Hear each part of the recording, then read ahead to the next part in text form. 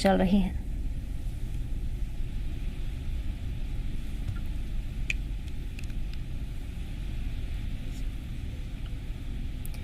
वही राही हमारे साथ बने हुए। राही, किस तरह से तैयारियों का सिलसिला जारी है, क्या कुछ तब्दीलियां इस दौरान की जा रही हैं?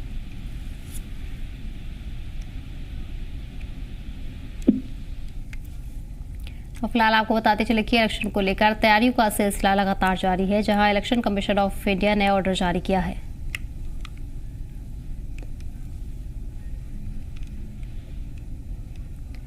राही, जिस तरह देखने को मिल रहा है तमाम तैयारियों का सिलसिला जारी है, क्या कुछ तब्दीलियां देखने को मिल रही हैं?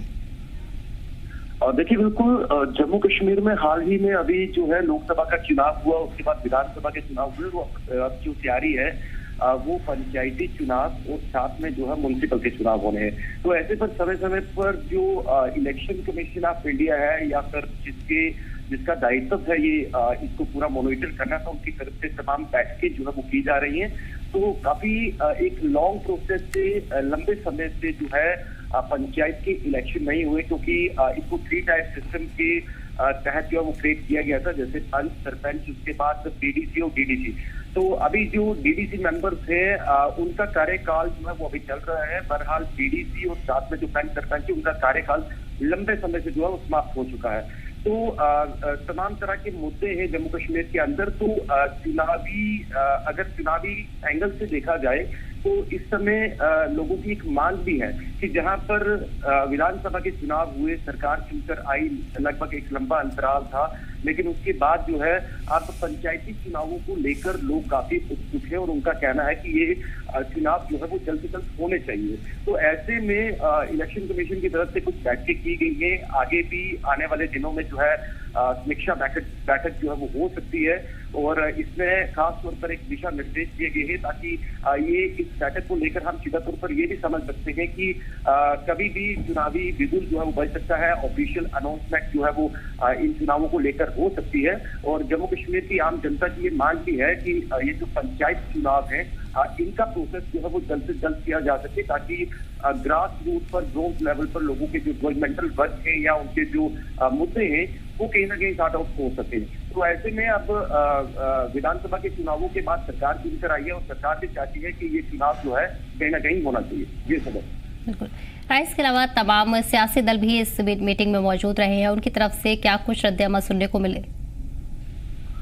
बिल्कुल सियासी तौर पर अगर देखा जाए तो पॉलिटिकली लोग भी जो है वो चाहते हैं, जैसे कि इस समय नेशनल कॉन्फ्रेंस की सरकार है जम्मू कश्मीर के अंदर, तो बजट सत्र चल रहा है, असेंबली में भी कई मुद्दे जो है उजागर किए जा रहे हैं। हालांकि विपक्ष लगातार जो है इस पर जो है हमला भी बोल रहा है और कहीं ना कहीं लोगों को लगता है कि जो एक सिस्टम के प्रोसेस 370 के बाद जो एक गवर्नमेंट ऑफ इंडिया का एक नारा था या वो चीजें थी कि हम 3 टायर सिस्टम के तहत जो है वो काम करेंगे।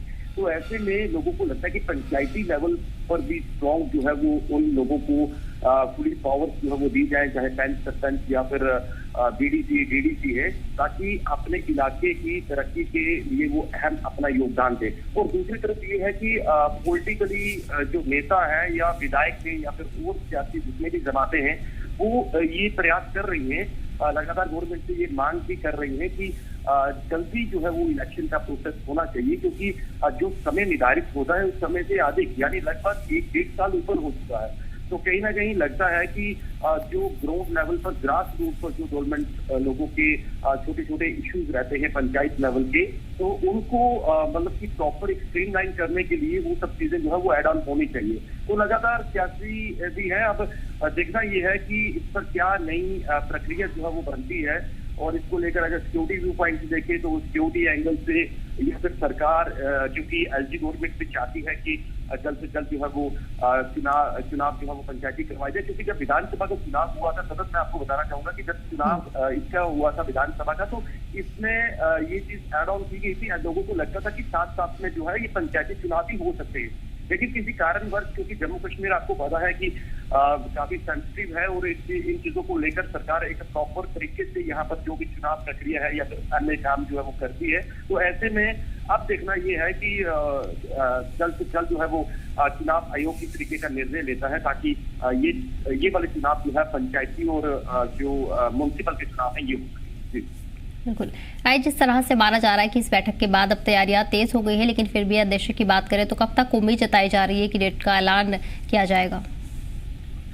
और देखिए बिल्कुल इस बैठक से साफ तौर पर इशारा मतलब ये समझा जा सकता है कि जल्द चुनाव जो है हो सकते हैं। चुनावों के जो घोषणा है वो की जा सकती है, लेकिन अभी कुछ लेवल पर जम्मू कश्मीर केंद्र शासित प्रदेश की जो सरकार है यानी एलजी इसको पूरा जो है वो कंट्रोल करते हैं। तो कुछ रिपोर्ट जो है चुनाव आयोग ग्राउंड लेवल पर तमाम जितने भी सरकार के बीच में बैठे हुए जितने अधिकारी हैं या फिर जो भी लोग हैं उनसे रिपोर्ट जो है वो प्रशासन की तरफ से मांगी जाएगी। तो उन रिपोर्ट से क्लियरेंस होने के बाद जो है ये फाइनली डिसीजन लिया जाएगा कि चुनावों की घोषणा जो है वो कब की जाए। लेकिन इस चीज को लेकर चुनावों की प्रक्रिया जो है वो काफी तेज हो चुकी है और जल्द ही इन चुनावों की घोषणा हो सकती है कि जल्द पंचायती चुनाव जो है वो करवाए जाए। तो अब देखना होगा कि चुनाव आयोग इस पर अंतिम निर्णय कब लेता है, वो देखना दिलचस्प होगा। जी ठीक है राही, तमाम जानकारी के लिए बहुत बहुत शुक्रिया। पढ़ेंगे अगली खबर की ओर।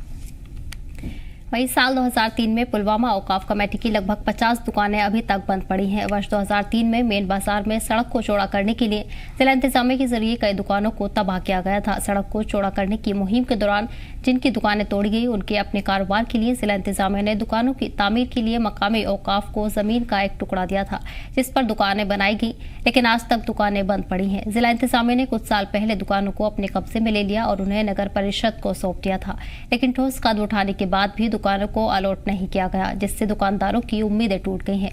दुकानदारों के परिवार मुश्किल दौर से गुजर रहे हैं। इन दुकानदारों को मामूली मजदूरी पर काम करने के लिए मजबूर होना पड़ रहा है।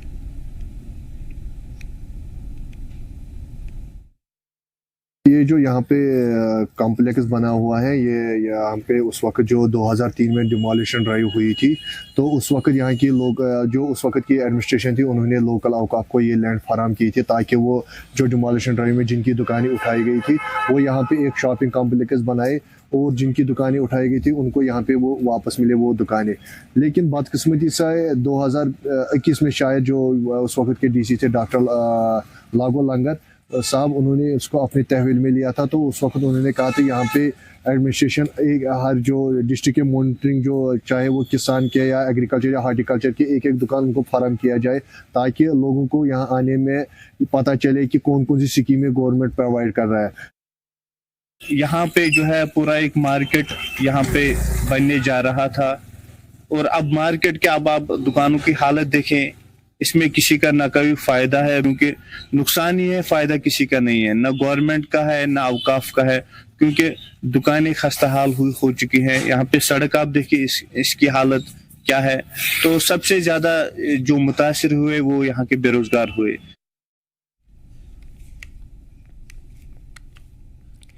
वही आपको बताते चले कि इलाके में 50 से ज्यादा परिवार मुश्किल दौर से गुजर रहे हैं। इस दौरान दुकानदारों ने अपनी नाराजगी का इजहार किया है। वहीं जिला इंतजामिया से भी जल्द से जल्द ठोस कदम उठाने की अपील दुकानदारों की तरफ से की गई है। जहां जिला इंतजामिया ने कुछ साल पहले दुकानों को अपने कब्जे में लिया था और उन्हें नगर परिषद को सौंप दिया गया था, लेकिन वही ठोस कदम उठाने के बाद भी दुकानों को अब तक अलॉट नहीं किया गया है, जिससे दुकानदारों में नाराजगी है। साथ ही साथ उन्होंने जिला इंतजामिया से इस मामले में मदाखलत की अपील की है और जल्द से जल्द उन्हें राहत पहुंचाने की मांग की गई है।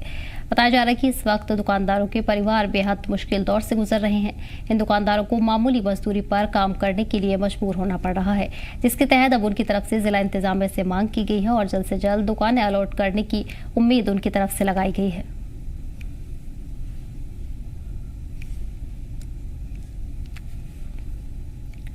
आपको बताते चले कि साल 2003 में मेन बाजार में सड़क चौड़ा करने के लिए ये कदम उठाया गया था।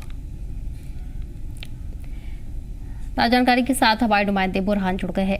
बुरहान, जिस तरह देखने को मिल रहा है कि लंबे वक्त के बाद भी दुकानें अब तक अलॉट नहीं की गई हैं, क्या कुछ जानकारी इस पर मिल रही है? क्या रुख इंतजामिया का देखा जा रहा है? देखिए, बिल्कुल आपको मैं बता दूं कि साल 2003 में जिला इंतजामिया पुलवामा की जानिब से एक इनिशिएटिव लिया गया था कि रोड वाइडनिंग जो है मेन मार्केट पुलवामा में की जाएगी और उसके बाद जो है वहां पे कुछ दुकानों को जो है डिमोलिश किया गया ताकि रोड को जो है चौड़ा किया जाए। और उसके बाद जो है जिला हुकाम की जानिब से लोकल औकाफ कमेटी को एक पैच ऑफ लैंड सौंपी गई थी ताकि जो दुकानें जिन दुकानदारों की दुकानें इस डिमोलिशन ड्राइव में जो है उन्हें रिहेबिलिटेट किया जाए। तो लोकल औकाफ को एक पैच ऑफ लैंड जो है सौंपी गई ताकि वो वहां पे दुकानें बनाकर उन दुकानदारों को दुकानें दी जिनकी दुकानें जो है डिमोलिशन ड्राइव में तोड़ी गई। तो उसके बाद लोकल औकाफ की जानिब से उस पैच ऑफ लैंड से करीबन 50 दुकानें जो है तमीर की गई, लेकिन अभी तक साल 2025 में भी उन दुकानों को जिन दुकानदारों को देना था उन्हें अभी तक वो मिली नहीं। और उसके बाद जिला एडमिनिस्ट्रेशन की जानिब से करीबन साल 2021 में उन सारी दुकानों को जो है अपनी तहमील में लिया गया और उसके बाद जो है म्युनिसिपल काउंसिल पुलवामा को वो सौंपी गई। और उसके बाद अभी भी 3 साल गुजरे लेकिन दुकानें अभी भी बंद है और पूरी तरह से खस्ता हाल पड़ी हुई है। जबकि इस सिलसिले में जो लोकल औकाफ कमेटी है उनकी जानिब से लगातार हुकाम से गुजारिश की गई कि इसे फिर से लोकल औकाफ कमेटी को सौंपा जाए ताकि लोकल औकाफ कमेटी उन दुकानदारों को वापस वो दुकानें दे जिनकी दुकानें जो है डिमोलिशन ड्राइव के दौरान तोड़ी गई। क्योंकि अगर हम उन दुकानदारों की बात करें तो वो दुकानदार कहीं ना कहीं पे साल 2003 से परेशान है, जूझ रहे हैं। और अगर ये दुकानें उन दुकानदारों को मिल जाती तो करीबन 100 से ज्यादा फैमिलीज की ये सोर्स ऑफ इनकम बढ़ जाती। तो आज भी उन्होंने हुकाम से पुरजोर गुजारिश की है कि इस मामले में संजीदगी दिखाए और ये दुकानें जो है लोकल औकाफ कमेटी को फिर से सौंपी जाए ताकि उन दुकानदारों को रिहेबिलिटेट किया जाए। बिल्कुल। पर आज जिस तरह देखने को मिल रहा है इलाके में दुकानें बन चुकी हैं लेकिन बंद पड़ी हैं, ऐसे में क्या कुछ वजूहात इसके पीछे मारी जा रही है कि अब तक दुकानदारों को या उन परिवारों को अलॉटमेंट नहीं की गई? देखिए बिल्कुल जो दुकानें वहां पे बनी है वो लोकल औकाफ कमेटी पुलवामा की जानिब से बनाई गई थी। क्योंकि साल 2003 में जो पैच ऑफ लैंड तब के जो डेप्यूटी कमिश्नर पुलवामा थे उन्होंने लोकल औकाफ कमेटी को सौंपी थी और ताकि रिहेबिलिटेशन पॉलिसी के तहत उन दुकानदारों को वो दुकानें वहां पे फिर से मिले। लेकिन साल 2021 तक जब दुकानों को फंक्शनल नहीं बनाया गया तो साल 2021 में जो डेप्यूटी कमिश्नर पुलवामा थे उन्होंने फिर से एक बार उन दुकानों को जो है अपने पोजीशन में लिया और उसके बाद म्युनिसिपल काउंसिल पुलवामा को जो है वो दुकानें सौंपी ताकि इन दुकानों को फंक्शनल बनाया जाए। लेकिन लोकल औकाफ और डिस्ट्रिक्ट एडमिनिस्ट्रेशन पुलवामा के बीच जो मसला बना हुआ था उस वजह से कहीं ना कहीं पे दुकानें अभी भी बंद पड़ी और पूरी तरह से खस्ता हाल हो चुकी है। जबकि लोकल औकाफ और जो दुकानदार है या ट्रेडर्स फेडरेशन पुलवामा की है या जो सोशल एक्टिविस्ट पुलवामा के उनकी जानिब से लगातार ये डिमांड रखी जा रही है कि इन दुकानों को किसी तरह से फंक्शनल बनाया जाए ताकि जो फैमिली सफर कर रही है 2003 से उन्हें कहीं ना कहीं पे सोर्स ऑफ इनकम उनका बन जाए और वो जो मसला उनको बना हुआ है तो वो कहीं ना कहीं पे खत्म हो जाए। तो आज भी उन्होंने मीडिया की वसादत से डिस्ट्रिक्ट एडमिनिस्ट्रेशन पुलवामा से एक बार फिर से गुजारिश की है कि इन दुकानों को जल्द फंक्शनल बनाया जाए और उन लोगों को ये दुकानें दी जाए जिनकी दुकानें जो है डेमोलिशन ड्राइव के दौरान तोड़ी गई थी। बुरहान अब आगे क्या उम्मीद जताई जा रही है? अगर इस पर नहीं तवज्जो जिला इंतजामिया की तरफ से दी जाती है तो क्या कुछ सख्त कदम उठाए जा सकते हैं मकामियों की तरफ से? देखिए बिल्कुल जो लोकल औकाफ कमेटी है उनकी जानिब से कोर्ट में भी जो है इस हवाले से केस दर्ज किया गया है। तो कहीं ना कहीं पे ये नजर आ रहा है कि जल्द ही इस मसले का जो है समाधान निकलेगा और उन दुकानदारों को दुकानें वापस मिल जाएगी जिनकी दुकानें जो है डेमोलिशन ड्राइव के दौरान तोड़ी गई थी और उनका जो सोर्स ऑफ वर्किंग है वो फिर से एक बार उभरेगा और जो वो फैमिली सफर कर रही है उन्हें उस मुश्किल दौर से जो है बाहर वो निकल सकते हैं। बिल्कुल ठीक है बुरहान, तमाम जानकारी के लिए बहुत बहुत शुक्रिया। बढ़ेंगे अगली खबर की। वहीं अपनी पार्टी के जिला सदर गौहर हसन वाली ने नेशनल कॉन्फ्रेंस की कड़ी तनकीद करते हुए कहा है कि वो आवाम को गुमराह कर रहे हैं। पार्टी के प्रोग्राम में बोलते हुए गौहर ने एनसी पर पब्लिक मुद्दों से खिताब करने के बजाय पर्सनल एजेंडे पर ध्यान भटकाने का इल्जाम लगाया है। साथ ही उन्होंने आगे कहा है कि कश्मीर का हॉर्टिकल्चर एरिया होने के बावजूद शोपिया में पिछले 15 दिनों में विधानसभा में किसानों के वेलफेयर पर कोई बहुत कम चर्चा हुई है और कोई खास चर्चा नहीं की गई। देखो मुद्दा हर दिन होता है, हर लम्हा होता है, लेकिन आज पर्टिकुलरली जो जम्मू कश्मीर अपनी पार्टी ने एक जिम्मेदारी सौंपी है कि मुझे डिस्ट्रिक्ट प्रेसिडेंट का ओहदा दिया गया है, तो पहले हमें ग्रास रूट लेवल पे जो हमारी छोटी बड़ी कमेटीज बननी है उस सिलसिले में मैंने सोचा मैं अपने सारे दोस्तों से यहाँ मिलूं। उसी सिलसिले में आज ये मीटिंग हुई कि हम कैसे गवर्नमेंट जो आज बनी है उसका काउंटर करें कि जहां हमें लगे कि वो काम नहीं करते हैं वो हिदायत दे दे अपने लड़कों को। क्योंकि ये कल तक बोलते थे कि अभी हमें 1 ही महीना हुआ, 2 महीने हुए, लेकिन अब अगर देखें मुझे लगता है काल सुबह गो सुवरी, क्योंकि 6 महीने हुए, दैट मीन्स 1 साल हुआ है। और इन 6 महीनों में मुझे अभी तक ये नहीं लग रहा है कि हमारे एमएलए साहब ताजिया करने के बगैर कुछ कर रहे हैं। इलीगल एक्टिविटीज पर अहम कार्रवाई करते हुए कुलगाम पुलिस ने पुलिस स्टेशन में ज्यूरिडिक्शन में इलीगल केरोसिन बरामद किया है। साथ ही क्राइम में शामिल 2 मुलजिमों को गिरफ्तार किया है। कुलगाम पुलिस स्टेशन में कानून से मुतल्लिक धाराओं के तहत FIR दर्ज की गई है और आगे मामले की जांच कर दी गई है। इब्तदाई तहकीकात से पता चला है कि मुलजिम गैर कानूनी तौर पर केरोसिन तेल को काला बाजार में बेच रहे हैं। कुलगाम पुलिस ने लोगों से अलर्ट रहने और किसी भी इलीगल एक्टिविटीज में शामिल होने पर पुलिस को इत्तला देने की अपील की है।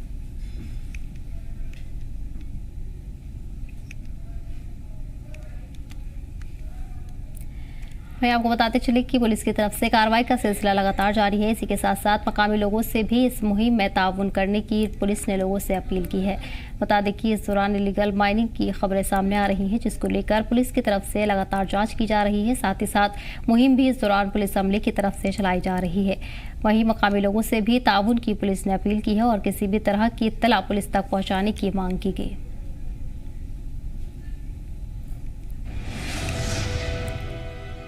शोपियां के विधायक शब्बीर अहमद कुल्ले ने सरकार से सेब किसानों के लिए अहम फसल बीमा योजना शुरू करने में तेजी लाने की अपील की है। लंबे वक्त से हो रही देरी पर तशवीश जाहिर करते हुए उन्होंने इस बात पर जोर दिया है कि योजना हाल में आम चुनावों के दौरान मेन स्ट्रीम सियासी लीडरान और आज़ाद उम्मीदवारों को एक अहम चुनावी वादा रहा है। साथ ही जम्मू कश्मीर बेमौसम बर्फबारी और क्लाइमेट चेंज की वजह से शोपियां और जिले के किसानों को भारी नुकसान हुआ है। मार्च 2025 से योजना लागू किए जाने के वादे के बावजूद विधानसभा के अंदर या बाहर इस पर कोई चर्चा नहीं हुई है। कश्मीर में फसल बीमा पॉलिसी की मांग जोर पकड़ रही है, खासतौर पर शोपियां में, जहां बागबानों को अपनी सेब की फसल को बार बार नुकसान का सामना करना पड़ रहा है। कई किसान जम्मू और कश्मीर बैंक से किसान क्रेडिट कार्ड लोन पर मुनहसिर हैं। बढ़ते कर्ज से उनकी मुश्किलें बढ़ रही हैं। पूरे इलाके के किसान इसका हल ढूंढ रहे हैं। साथ ही अफसरान से क्लाइमेट से मुतल्लिक नुकसान के खिलाफ उन्हें फाइनेंशियल सिक्योरिटी फराहम करने की भी मांग कर रहे हैं। शोपियां के विधायक ने जोर देकर इस मसले पर योजना में और देरी करने, साथ ही बागबानों के लिए परेशानी गहरी हो जाएगी और इस दौरान किसानों को नुकसान होगा। इलाकों में खास तौर पर ज्यादा इलाकों में, इन इलाकों में सालाबारी का हमेशा खतरा रहता है और हो जाता है। तो इसके लिहाज से हमें बहुत इस पर डट के रहना है कि हमें इंश्योरेंस जो है वो क्रॉप इंश्योरेंस में हमारा सेब भी ऐड हो जाए। इसके लिए इंशाल्लाह हम पूरी उम्मीद है और इंशाल्लाह बढ़ चढ़ कर इस पर हम उठाएंगे मामला जो हॉर्टिकल्चर रिलेटेड है और जो पेस्टिसाइड का है उसके बारे में भी, जो कंट्रोल जो फर्टिलाइजर है या पेस्टिसाइड है जिसको कोई कंट्रोल नहीं करते हैं, जो कोई रेगुलेशन नहीं है, उसके बारे में भी हमने वो रेजोल्यूशन में बात की है। ये गाइडलाइन बनेगी, कानून बनेगा, ताकि जो लोगों को जो उनके जो मुतालबात है, उनके जो एस्पिरेशन हमारे बारे में, तो इंशाल्लाह वो चीज़ें सब हम करके दिखाएं।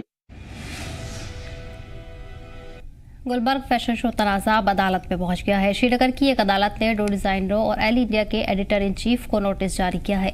इस पर रमजान के महीने में फहशी फैलाने, मजहबी जज्बात को ठेस पहुंचाने और गुलबर्ग पे खुले पे शराब नशे का करने का इल्जाम लगाया है। इस मामले पर अगली सुनवाई 8 अप्रैल को तय की गई है। फैशन शो को लेकर गुलबर्ग सीट से आज़ाद उम्मीदवार के तौर पर असेंबली चुनाव लड़ने वाले आदिल नज़ीर खान ने अदालत में शिकायत दाखिल की है। उन्होंने अदालत से फहशी फैलाने वाले मुल्ज़िमीन के खिलाफ कार्रवाई की मांग की है। बता दें कि सुनवाई स्पेशल मोबाइल मजिस्ट्रेशन फैजान नज़र ने की है और मामले को संजीदगी से लेते हुए नोटिस जारी किया है। वहीं अदालत ने कहा है कि मुतल्लिक दफात के तहत मुल्ज़िमीन को सुनना ज़रूरी है। इसे लेकर मामले में जुड़े डिज़ाइनरों और एडिटर्स को अदालत में पेश होने के ऑर्डर जारी किए गए हैं।